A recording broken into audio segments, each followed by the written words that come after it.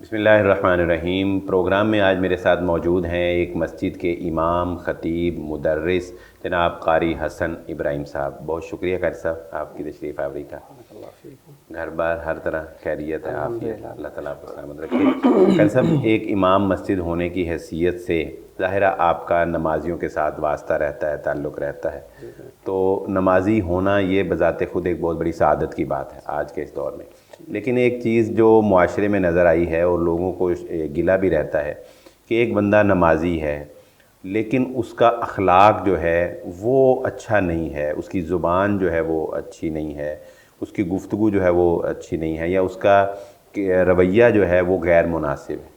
آپ کیا سمجھتے ہیں کہ نمازیوں کے اندر آپ نے کون سی ایسی عادات دیکھی ہیں جو ایک نمازی ہونے کی حیثیت سے نہیں ہونی چاہیے؟ بسم اللہ الرحمن الرحیم۔ سب سے پہلے میں جناب شیخ حافظ بلال بٹ حافظہ اللہ ان کا شکر گزار ہوں کہ انہوں نے یہاں ہمیں موقع عنایت کیا۔ بارک اللہ فیکم۔ شیخ اصلاً میں سمجھتا ہوں کہ مساجد ایسی جگہ ہیں جہاں پر انسان اخلاق کو، کردار اور اپنے رویوں کی درستی کے لیے آتا ہے، بالکل، اور اسی میں بس نہیں بلکہ انسان انسانیت سیکھنے کے لیے آتا ہے۔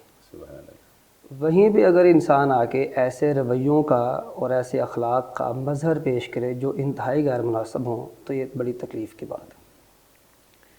ہم نے جو اپنی اس لائف میں، اس اپنے کیریئر میں، کتنی دیر ہو گئی آپ کو امامت کے بعد؟ شیخ صاحب تقریباً 7 سے 8 سال۔ ماشاء اللہ، یعنی یہ کافی لمبا عرصہ ہے، ایک اچھا پیریڈ ہے۔ اور اس 6 سال تقریباً خطابت کو، ماشاء اللہ، اور جب سے جامعہ سلفیہ میں پڑھانا شروع کیا اس کے ساتھ ہی امامت اور خطابت الحمدللہ ساتھ ہی شروع کی تھی الحمدللہ۔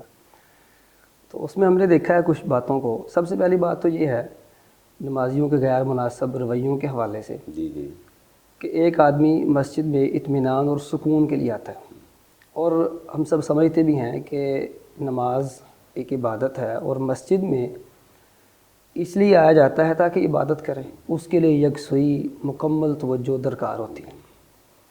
لیکن جیسے ہی کانوں میں باتوں کی آواز یا دیگر آوازیں آتی ہیں تو ہمارے ایمان پہلے سے ذرا کمزور تر ہیں، تو یکسوئی بھی اور توجہ بھی وہ ختم ہوتی دکھائی دیتی۔ مطلب آپ کے کہنے کا مقصد یہ ہے کہ نمازی مسجد میں شور کرتے ہیں یا بلا وجہ باتیں جی کرتے ہیں؟ بالکل، اس سے جو ایک یکسوئی وہ ختم ہوتی ہے۔ یکسوئی، یہی وجہ تھی کہ اطمینان اور سکون مسجد کا ایک حسن بھی ہے جس کو رسول اللہ صلی اللہ علیہ وسلم نے قائم رکھا، پھر صحابہ نے بھی قائم رکھا۔ بالکل بالکل، صحیح بخاری کی روایت ہے نا، صائب بن یزید رضی اللہ عنہ وہ بیان کرتے ہیں کہ کنت قائما فی المسجد فحصبنی رجل فنظرت فاذا عمر بن الخطاب رضی اللہ عنہ۔ مجھے کسی آدمی، میں مسجد میں کھڑا تھا، مجھے کسی آدمی نے کنکر مارا، میں نے دیکھا تو وہ عمر بن خطاب تھے۔ وہ ایک کنکر کے ذریعے مجھے مخاطب کر رہے تھے، مجھے متوجہ کر رہے تھے۔ میں متوجہ ہوا تو مجھے کہنے لگے وہ دو آدمی ہیں نا جو باتیں کر رہے ہیں، ان کو میرے پاس لے کے آؤ۔ میں ان کو لے آیا تو عمر رضی اللہ عنہ ان سے پوچھتے ہیں من این انتما، تم کہاں سے آئے ہو؟ تو انہوں نے کہا ہم طائف سے آئے ہیں۔ تو عمر رضی اللہ عنہ نے جب یہ بات سنی تو کہنے لگے لو کنتما من اہل المدینہ لاوجعتکما، اگر تم مدینہ کے باسی ہوتے میں تمہیں ضرور سزا دیتا۔ سبب کیا ہے؟ ترفعان اصواتکما فی مسجد رسول اللہ صلی اللہ علیہ وسلم، کہ تم رسول اللہ صلی اللہ علیہ وسلم کی مسجد میں آوازوں کو بلند کر رہے ہو۔ اس کا مطلب یہ ہے کہ عمر بن خطاب رضی اللہ عنہ خود بھی آواز دے کر نہیں پکارا، گویا کہ خود بھی باتوں پر اور اپنی آواز پر کنٹرول، اور دوسروں کو بھی تلقین فرمائی کہ آپ نے آواز کو اونچا نہیں کرنا۔ سبب یہی ہے کہ مسجد کے نمازی وہ ڈسٹرب نہ ہو۔ اور اس کے ساتھ ساتھ اچھا حسن صاحب، نمازیوں کا امام کے ساتھ جو رویے، تو آپ نے مسجد کی بات کی ہے کہ مسجد میں شور شرابہ کرنا، اونچی آواز سے بولنا، جی بالکل، لیکن نمازیوں کا امام کے ساتھ جو ایک تعلق ہوتا ہے اس میں آپ نے کیا غیر مناسب رویہ جو ہے وہ دیکھا ہے کہ جس میں امام کو مخاطب کرنے میں یا امام کے ساتھ گفتگو کرنے میں کیا اس میں کمی پائی جاتی ہے نمازیوں میں؟ دیکھیے میں سب سے پہلے تو یہ سمجھتا ہوں کہ نماز باجماعت اس میں اللہ تعالیٰ نے تمام نمازیوں کو امام کے ساتھ منسلک کر دیا، بالکل بالکل، اور بطور اتھارٹی کے اللہ تعالیٰ نے امام کو مصلی پر فائز فرمایا۔ اور جیسا کہ ابراہیم علیہ الصلوۃ والسلام نے بھی اپنی اولاد کے لیے بھی امامت کی دعا مانگی، سبحان اللہ، اور بطور امامت کو منصب کے طور پر سمجھا۔ تو اس لیے رسول اللہ صلی اللہ علیہ وسلم نے بھی صلی اللہ علیہ وسلم، اس بات کا مکمل اہتمام کیا کہ لوگوں کو امام کے ساتھ منسلک کیا جائے۔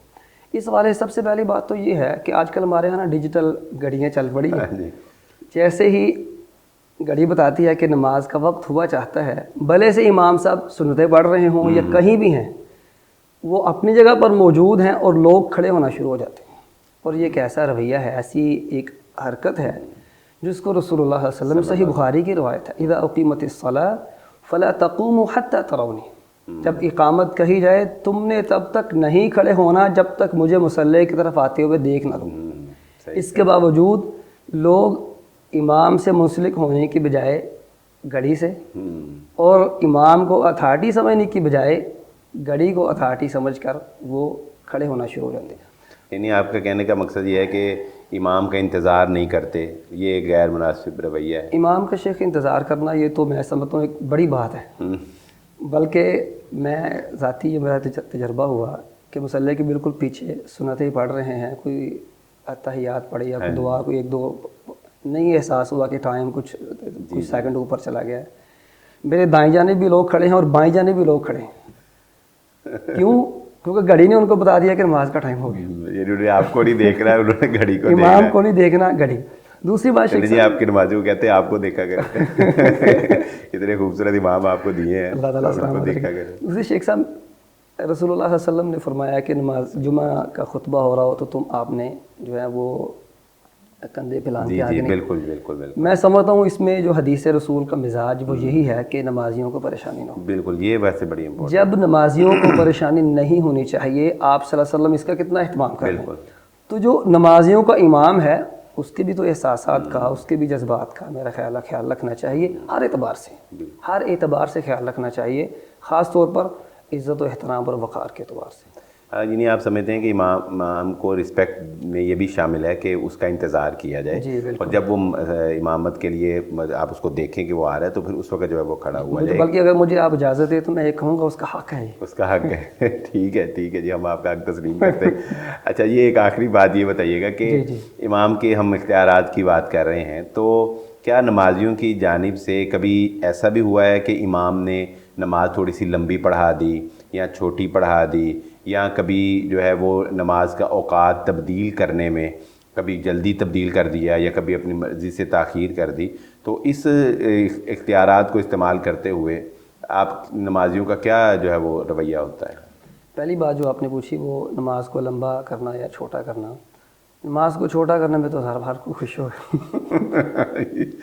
صحیح ہے، نماز کو چھوٹا کرنے خوش ہے۔ بلکہ ہم نے اپنے استاذ گرامی کو بھی دیکھا جامعہ سلفیہ میں نمازیں پڑھاتے ہوئے، اور دیگر مساجد میں بھی ہم نے دیکھا کہ نماز کو ایک وقت تک جب وہ لمبی نماز پڑھاتے ہیں تو نمازیوں کا مزاج بن جاتا ہے، اور بہت سارے نمازی صرف پھر اس لیے آتے ہیں کہ ہم نے قرآن مجید کو سننا ہے، سبحان اللہ۔ اور سچی بات یہی ہے جب سننے والے ہوں تو پھر اللہ تعالیٰ سنانے کا وہ ایک ذوق بھی دے دیتے ہیں، لیکن اس سب کے باوجود بھی کچھ نہ کچھ لوگ جو بیچ میں وہ شروع سے آخر تک اسی بات پر لگے رہتے ہیں کہ نماز کو لمبا نہیں زیادہ ہونا چاہیے، اس کو چھوٹا ہونا چاہیے، لیکن انشاءاللہ وسطیٰ شجر سے امید ہے۔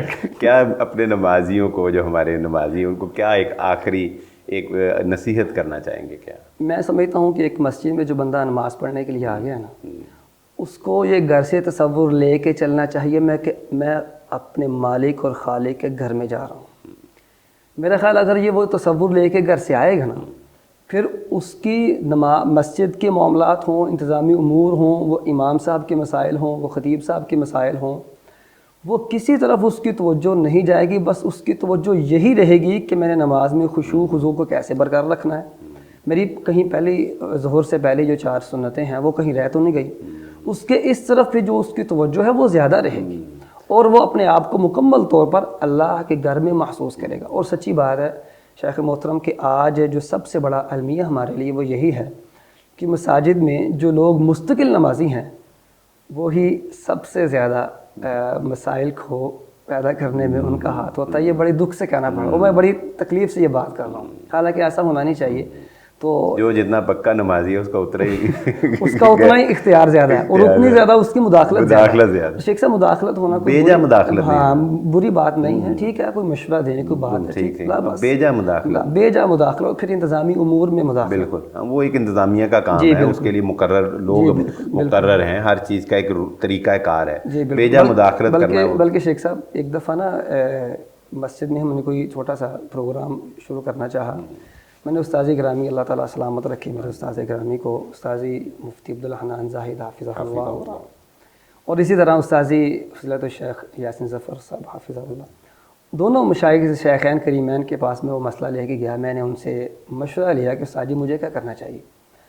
انہوں نے مجھے فرمایا کہ دونوں نے شیخین کریمین نے دونوں کی جو مشترکہ بات تھی وہ یہی تھی, آپ نے انتظامی امور میں کسی بھی طرح سے مداخلت اس میں امور میں شامل تو کیا ہونا مداخلت بھی نہیں کرنی.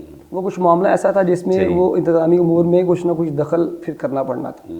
انہوں نے فرمایا کہ آپ نے شامل تو ہونا بڑی دور کی بات ہے, آپ نے مداخلت بھی نہیں کرنی. بلکہ استاد جی کا کے الفاظ سے استاد جی مفتی صاحب کے فرمانے لگے آپ ان کے مرشد کی حیثیت سے رہ رہے ہیں, ان کے مرشد ہی رہیں, آگے نہ بڑھیں. اور ہر شخص کو ایسا سوچنا چاہیے. یہ تب ہی سوچیں گے جب ان کے مرشد ان کو نصیحت کرنے والے موجود ہوں. اللہ سلامت رکھے ہمارے مرشد کو, تمام اساتذہ کو جو ہمیں وقتاً فوقتاً نصیحت کرتے ہیں. بہت شکریہ قاری صاحب, آپ نے وقت دیا اور بڑی ہی مفید گفتگو رہی. انشاءاللہ گاہے بگاہے یہ گفتگو کا سلسلہ جاری رہے گا. بہت شکریہ ناظرین. قاری صاحب سے امام مسجد ہونے کی حیثیت سے یا ایک امام مسجد کے بارے میں کوئی بھی رائے آپ دینا چاہیں, کوئی سوال پوچھنا چاہیں تو ہم حاضر ہیں انشاءاللہ. آئندہ پروگرام میں پھر حاضر ہوں گے. اللہ حافظ.